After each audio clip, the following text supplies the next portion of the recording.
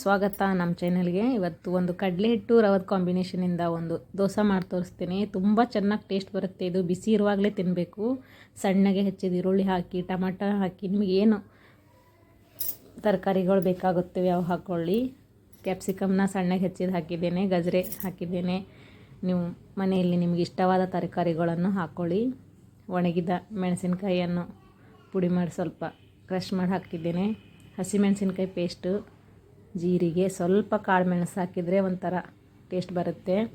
ಸ್ವಲ್ಪ ಜೀರಿಗೆ, ರುಚಿಗೆ ತಕ್ಕಷ್ಟು ಉಪ್ಪನ್ನ ಹಾಕ್ಕೊಂಡು, ನೀರನ್ನ ಹಾಕ್ಕೊಂಡು ಚೆನ್ನಾಗಿ ದೋಸೆ ಹಿಟ್ಟಿನ ಹದಕ್ಕೆ ಕಲಿಸ್ಕೊಳ್ಬೇಕು. ಒಂದು ಕಡಲೆ ಹಿಟ್ಟಿಗೆ ಒಂದು ರವೆ ಹಾಕ್ಕೋಬೋದು, ಮತ್ತು ಅರ್ಧ ನಿಮಗೆ ಯಾವ ಥರ ಬೇಕನ್ನಿಸುತ್ತೆ ಆ ಥರ ಮಾಡ್ಕೊಳ್ಳಿ. ಒಂದು ಬಟ್ಲಿಗೆ ಒಂದು ಸರಿನೂ ಹಾಕ್ಕೊಳ್ಬೋದು, ಅರ್ಧ ಹಾಫ್ನೂ ಹಾಕ್ಕೋಬೋದು ರವೆ ಹಾಕೋದ್ರಿಂದ ದೋಸೆ ಕ್ರಿಸ್ಪಿಯಾಗಿ ಬರುತ್ತೆ.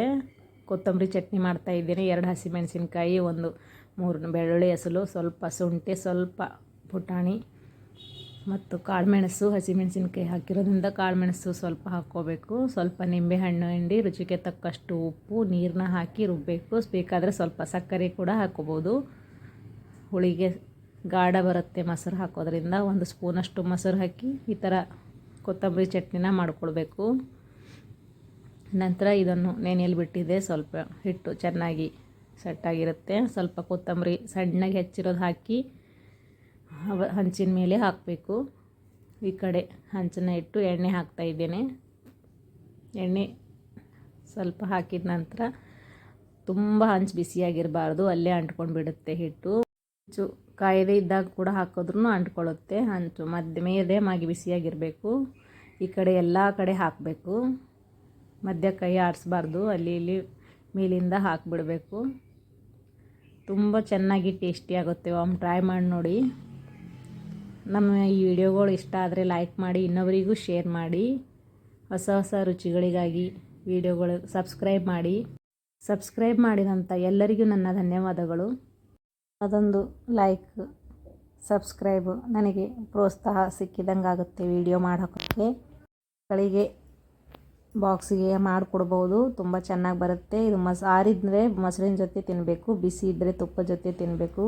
ತುಂಬ ಟೇಸ್ಟ್ ಬರುತ್ತೆ. ತುಂಬ ಸರಳವಾಗಿ ಬೇಗನೆ ಸ್ವಲ್ಪ ದಪ್ಪ ಇರೋದ್ರಿಂದ ಚೆನ್ನಾಗಿ 2 ಕಡೆ ಬೇಯಿಸ್ಕೊಳ್ಬೇಕು. ತುಂಬ ಅಂದರೆ ತುಂಬ ಟೇಸ್ಟಿಯಾಗಿರುತ್ತೆ. ನೀವು ಮಾಡಿ ನೋಡಿ, ಪದೇ ಮಾಡ್ತೀರಾ, ಅಷ್ಟೊಂದು ಚೆನ್ನಾಗಿ ಬರುತ್ತೆ. ಮೇಲ್ಗಡೆ ತುಪ್ಪ ಹಾಕ್ಕೊಂಡು ತಿಂದ್ರಂತೂ ತುಂಬ ಚೆನ್ನಾಗಿ ಬರುತ್ತೆ ನೋಡಿ. ಕೊತ್ತಂಬರಿ ಚಟ್ನಿಯೊಂದಿಗೆ ಸರ್ವ್ ಮಾಡಿ ಟೊಮೆಟೊ ಸಾಸ್ನೂ ಹಚ್ಕೊಳ್ಬೋದು.